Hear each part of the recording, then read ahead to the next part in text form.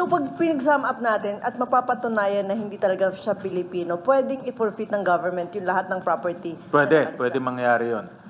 Magiging defective yung purchase niya. And last na po. Sir, yun ba sa tingin mo, family lang nila Go yung nagpapaikot dito sa sistema natin? Or do you think China sponsored ito para ma-penetrate talaga yung inuunti-unti yung Pilipinas na kunin? Hindi ko alam yung ganun na anggulo, tsaka hindi ko masasabi with certainty.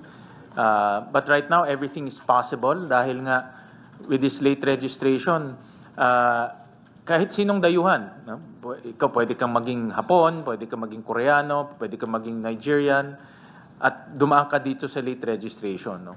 At ang sinasabi ko nga, kung magiging automatic Pinoy ka through late registration, pwede kang bumili ng lupa.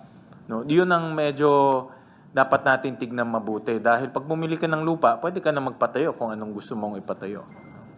Okay, thank you. And then Daniel and then Marlon. Hi, sir. Ako po yung di nyo staff. Sir, ingin ko Lagi lang. nga, Ikaw ba yun? nasa likuran niyo, sir. Kala ko si ano yun eh. Ang daming article Si Senior Aguila.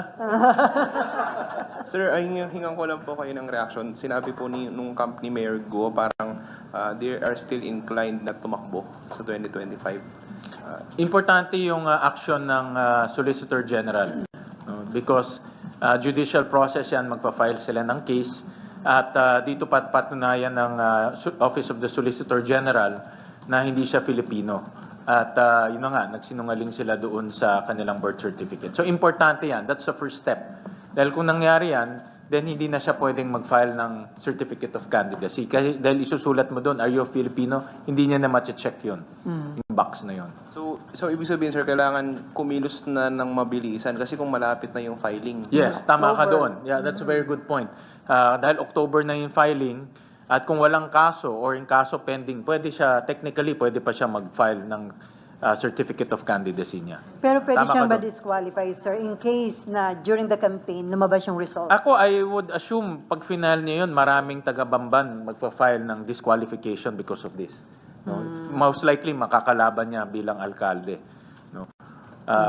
So, magpa-file siya. So, babagsak rin doon sa hearing. Pero pag file mo, hindi automatic yun. Magkakaroon ng hearing, papatunayan mo.